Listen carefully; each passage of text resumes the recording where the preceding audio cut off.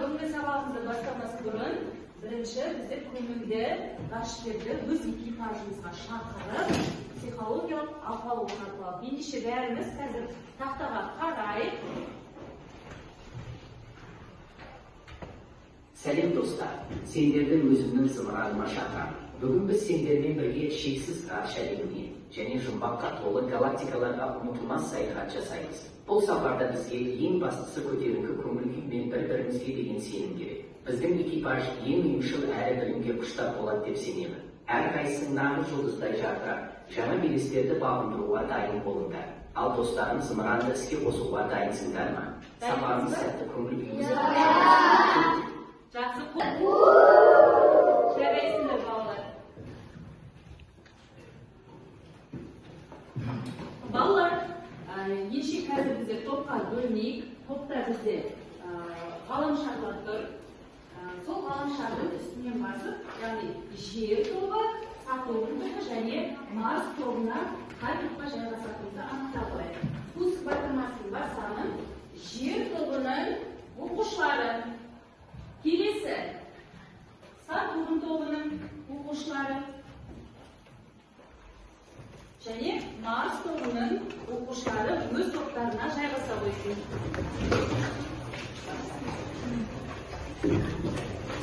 Осы балалар топқа бөлініп болса, өткен сабақты қайталап алайық. Бұл жерде Сатурннан миссия келіп тұр. Планетаны басу арқылы өткен сабақты қайталаймыз. Бірінші, кім шығады екен? Кел, Али, келе ғой. Келесі екінші, Амина келе ғой екіншісіне. Оқимыз, я? Тапсырманы. Күте тұр. 25-пен. 2-ке көбейтсек. Дұрыс айтасың, жарайсың, отыра Али. Келесі. 92-ні жарайсың. Келесі. Келе ғой жансызды. Келесі планеттан басамыз. 12 шығады дейді. Дұрыс па балалар? Жарайсың. Келесі. Келе ғой Мербек.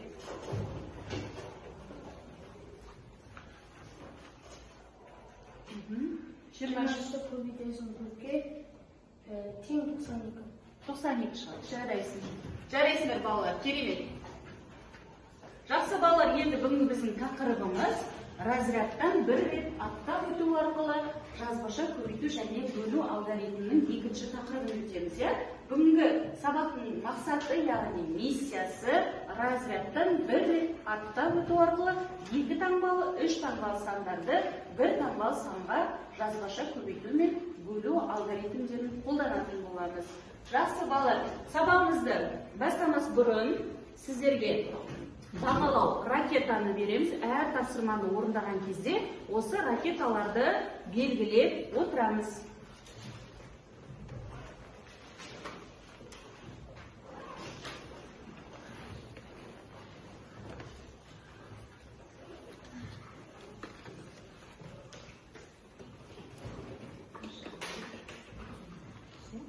Алғашқы біздің миссиямыз, ұжымдық жұмыс, барлығымыз орындаймыз. Бұл жерде кесте берілген, қарасаңыздар, кітаптарымызда бірінші тапсырма тұр ғой балалар, я? Міне осы жердегі тапсырмаларды орындаймыз. Кім оқып береді? Тапсырма қандай бізде? Нұсқаулық қандай? Балалар, келе ғой, жарқынай. Оқи ғой. Кесте бойынша сұрақтарға жауап бер. Тоқтар Әубәкіров пен Айна Айымбет сағатпен өлшегенде шу ұзақтығы қандай? Жалпы ұзақтығы қандай? Жарайсыз. Ендеше қазір балалар ұжым бойынша орындаймыз. Әрқайсына бір парақтан береміз. Сол бойынша тапсырманы орындаймыз.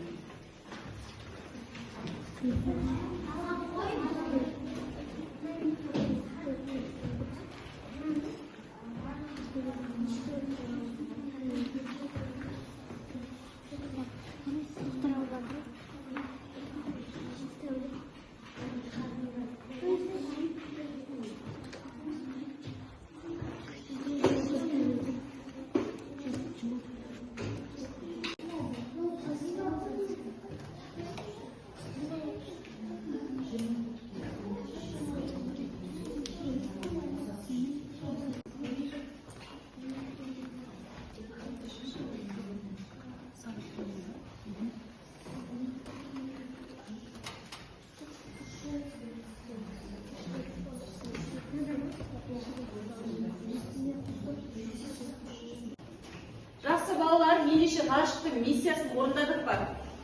Ал жақсы, жер тобының жауаптарын тыңдайық. Тоқтар Әубәкіров.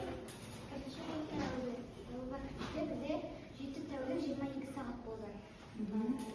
Бірінші біз 24-ті, яғни бір тәулікте 24 сағат бар. Сондықтан біз 24-ті 7-ге көбейтіп аламыз. 24-ті 7-ге көбейткенде 168 шығады. Ал бұған 22 сағатты қосамыз. 168-ге 22-ге қосқанда 190 шығады. Яғни 190 сағат ұшқан екен, иә, Тоқтар Әубәкіров. Жақсы, келесі. Күнші тұрамыз. Айдың айынберістігі 9 тәулік 20 сағат. 24-ті 9-ға көбейтсек 216 шықты. 216-ға 22-ні қоссақ 238 шықты. 238 шықты дейді. Қазір дұрыстығын тексереміз, иә? Талғат Мұсабаев ше? Талғат Мұсабаев ол 25 тәулік. Бұл жерде бізде тәуліктер бойынша өлшеміз ғой, иә? Тәулік. Қанша тәулік шықты? 341 тәулік. Неше сағат? 8 сағат. Жақсы. Келесі, екінші Жарқынай. Бізде бұл Сатурн тобы. Бірінші Тоқтар Әубәкіров 190 сағат шықты. Біз оның бір тәулікке 24 сағат бар. Сол үшін 24-ке көбейттік. Одан кейін 22 сағат қостық. Сонда барлығы 190 сағат шықты. Келесі бізде Талғат Мұсабаевтың тәуліктің қанша шықты өлшемінде? Барлығына 341 8 сағат. 8 сағат шықты, жарайсын. Келесі Мейрамбек. Тоқтар Әубәкіров 7 тәулік. Жауабын айтып кетеміз, иә? Тоқтар Әубәкіров неше сағат шықты? Тоқтар Әубәкіров 190 сағат шықты. Айдын Айымбетов ше неше сағат? Айдын Айымбетов 236 сағат шықты. Жарайсын. Дұрыс, міне 236 сағат ұшты. Себебі бұл жерде 9-ды 24-ке көбейтсек болады? 168. Иә, оған нешені қосамыз? 20-ны. Иә, қанша шықты? 216. Сосын оған 20-ны қосқанда 236 сағат шығады. Жарайсын. 341 тәулік 8 сағат шықты. Жарайсыңдар. Жақсы. Өте керемет балалар. Барлығын жақсы орындарында. Қол шапалақтаймыз. Ракетаға балалар 2 балдан белгілеп отырамыз. Барлығымыз белгілейміз. 2 бал. Есепбаймыз.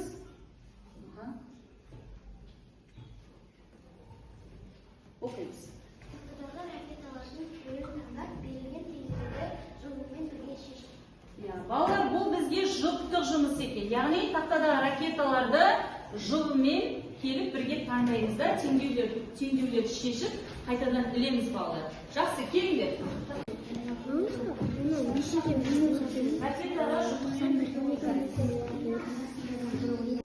Жеті көбейтілген Y тең 100 азайтылған 9. 7 көбейтілген Y тең 91. 100 бен 9-дың айырмасы болады 91. 91 7-ге бөлсек қанша шыққан? 13. Жарайсын. Бұл жерде Y бізде 13. Жақсы. Тақтаға іле ғой ракеталар. Келесі жұпшыларға әмин.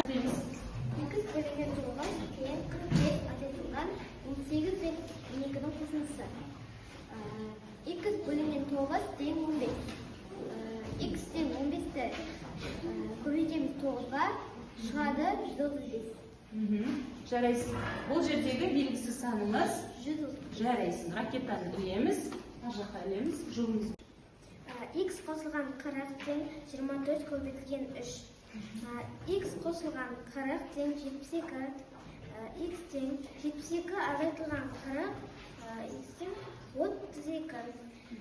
32 қосылған 40 тең 24 көбейтілген 3. Белгісі санымыз 32. 32. Жарайсын. Ілеміз. Ракетаны ілеміз балалар. Жақсы, жұлымызбен келеміз балалар. Мейірбектердікін дейкен, иә? Жарайсыңдар, керемет. Тең 100 азайтылған 9. 7 тең 91.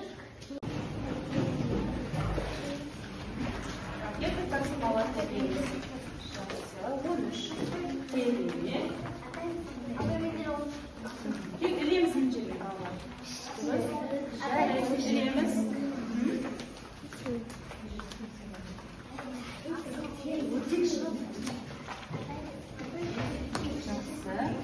теңдеуді орындағандар қанша шықты?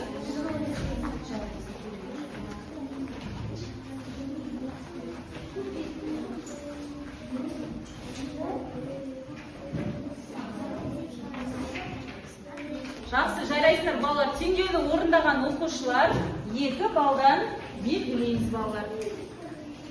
Тапсырмамыз бұл сиқырлы таяқшалар тапсырмасы өзіндік жұмыс. Бұл жерде өрнектер бар, сол өрнектерді шығарып, шешуін дәптерге жазамыз. Ендеше әрқайсымыз бір таяқшадан кәдімгідей таңдайық. Бір таяқшадан.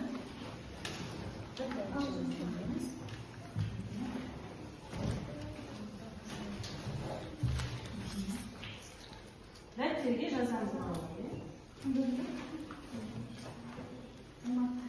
Өзіндік жұмыс.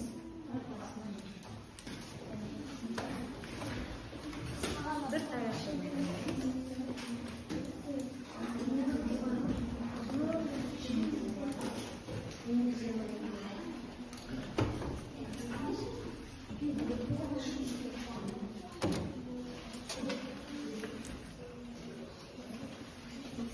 Дәптерге шығарамыз балалар.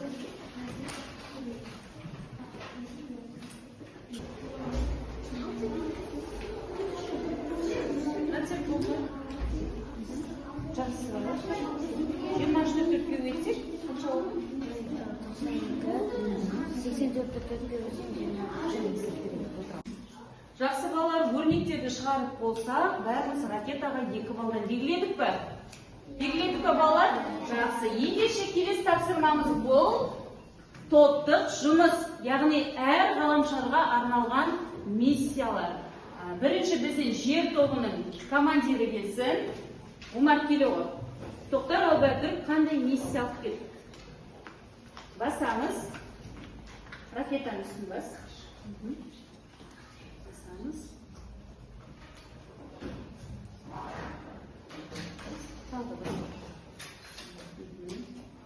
Оқимыз. Паркта болды қызыл бөлшектер, көп бөлшектер, жасыл бөлшектер тіркестен пайдалана отырып, сызба бойынша есеп құрастырылды. Оқимыз ары қарай, шарт несін? Паркта 29 көп, 27 жасыл бөлшектер болды. Одан 44 бөлшек алынды. Паркта неше бөлшек қалды? Есепті шығарамыз балалар. Шартын құрамыз, шешудің жауабы. Бұл жер тобының миссиясы. Келесі екінші бізде Сатурн тобы. Келе ғой. Сатурн тобы.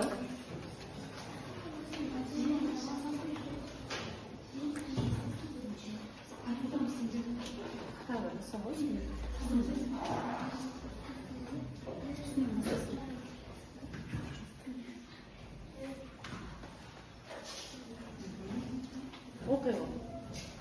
Ұзындықтары 15 мм, сантиметр, 1 мм, 60 мм болатын жеткізілер сызылды. Ең қысқа кесінділер, ең ұзын кесінділер қанша қысқа екендігін анықталды. Жақсы. Бұл Сатурн тобының миссиясы.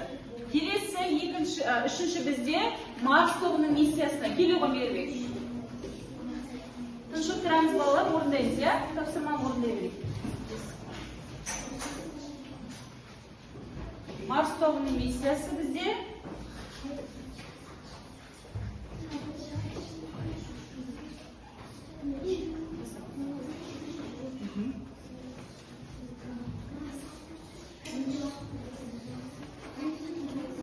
Құрапта болды қызыл бөлшектер, көп бөлшектер, жасыл бөлшектер тіркестерін пайдалана отырып, сызба бойынша есеп құрастырылды. Құрапта 29 көп, 17 жасыл бөлшектер болды. Одан 25 бөлшек алынды. Құрапта неше бөлшек қалды? Бұл сіздердің Марс тобының миссиясы. Құрапта болды қызыл бөлшектер, көп бөлшектер, жасыл бөлшектер тіркестерін пайдалана отырып, сызба бойынша есеп құрастырылды. Құрапта 25 қызыл, 29 көп, 27 жасыл бөлшектер болды. Одан 44 бөлшек алынды. Құрапта неше бөлшек қалды? Бұл біз 25-ке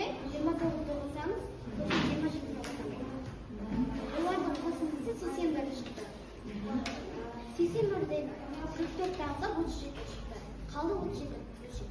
Өте керемет, жарайсыздар. Яғни шартын құрдыңдар, шешуін, сұрағын қойдыңдар, шешуін шығарды, жауабын жазды. Жарайды, керемет, 4 балл белгілейміз балалар. Доктор жұмыс. Тобының миссиясы оқимыз. Ұзындықтары 15 мм, 4 см, 1 мм, 29 мм, 62 мм болатын кесінділер сызылды. Ең қысқа кесінді, ең ұзын кесіндіден қаншалықты қысқа екенін анықтаңдар. Бұл жерде ең үлкен кесінді ол 62 мм кесінді. Ең кіші кесінді ол 15 мм кесінді. 62 мен 15-тің алынысы 47 мм шығады. Сонда ең қысқа кесінді, ең үлкен кесіндіден 47 мм Қысқа ма? 15 мм. Қайсысынан қысқа? 62 мм. Жарайсың. Мені балалар кесінді сызған екен, және де соны шығарған астына. Жақсы, жарайсыңдар. Балдарымызды белгілейміз, балалар. Келесі бізде Марс тобының миссиясы. Қорапта болды қызыл бөлшектер, көк бөлшектер, жасыл бөлшектер. Тіркестерін пайдалана отырып, сызба бойынша есеп құрастырыңдар. Қорапта 20 қызыл, 29 көк, 37 жасыл бөлшектер болды. Одан 55 бөлшек алынды. Қорапта неше бөлшек қалды? Шешуі: растасылған 20 қосылған 37, жақсырабылған қосылған 29. Шыққан санды 29-ға қосамыз, 57-ні қосамыз 29-ға тең 86-тан 55-ті аламыз, тең 31. Қорапта 31 бөлшек қалды. Қорапта 31 бөлшек қалды. Жарайсыңдар. Қанеке, тапсырманы көрейін. Шарты, сұрағы. Жарайсың. 4 балл белгілейміз балалар. Жарайсыңдар. Енші балалар, осымен сабағымыз аяқталды. Үй жұмысы, екінші есеп, 73-ші беттегі. Балалар, дәптерімізге жазып аламыз. Балалар, бүгінгі сабақ түсінікті болды ма? Сабақ ұнады ма сіздерге? Ендеше біздер қазір тақтада кері байланыс бар. Бұл жерде кері байланысымыз ғарышкерлер. Яғни бірінші ғарышкер маған түсінікті болды. Екінші ғарышкердің сұрақтарым бар, түсінген жоқпын деп ғарышкердің үстін басамыз керек.